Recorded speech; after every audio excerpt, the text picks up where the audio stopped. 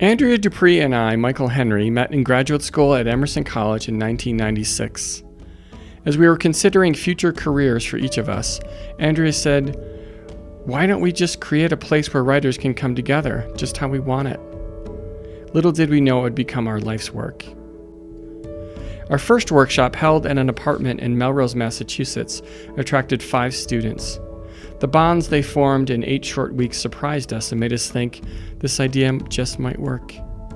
We came up with the name Lighthouse Writers after I found some Edward Hopper paintings of lighthouses along the shores of Cape Cod. The tagline came immediately: "The Lighthouse, a beacon for writers."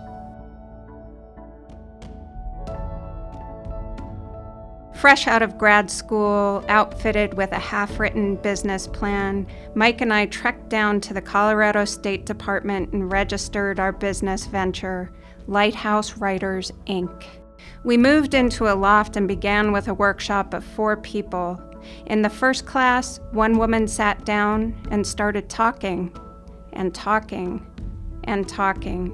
But we learned to manage a group's ebb and flow, and things got better. The first few years, Lighthouse doubled or tripled in size, and that happened year after year. In 2001, Andrea was pregnant and we moved into a tiny Victorian house about a mile east of the loft. We ran workshops out of our house 4 nights a week.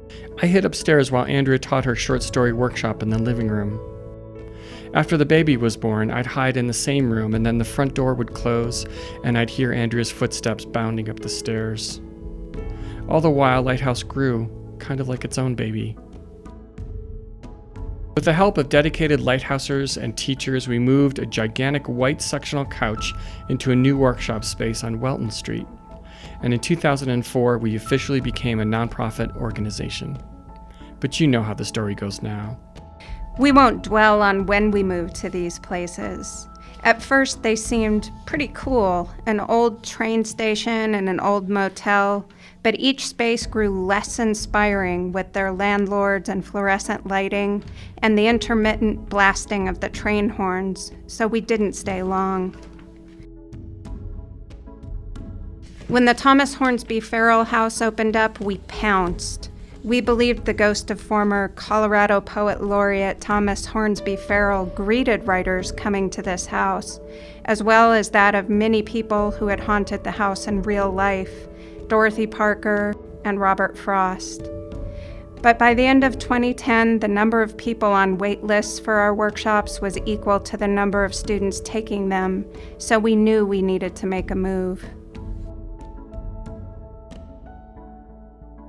Our next spot, the Milheim House, had 6 classrooms, office space, and the best front porch in all of Denver.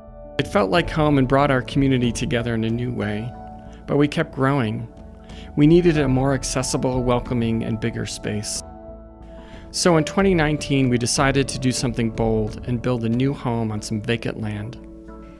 In 2021, we moved to a temporary space close enough to watch our building's progress.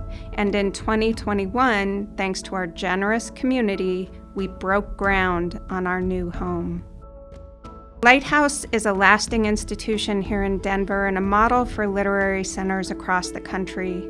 We'd like Lighthouse to be synonymous with literature and great books, and we'd like to be known by pretty much everyone in Colorado as the hub of our state's thriving literary arts and culture. We are so excited to open the doors to our old friends and new, and to continue this story together. As Thomas Farrell once wrote, "What it comes down to is making something out of what we are, where we are. And where we are is home, which isn't merely a place."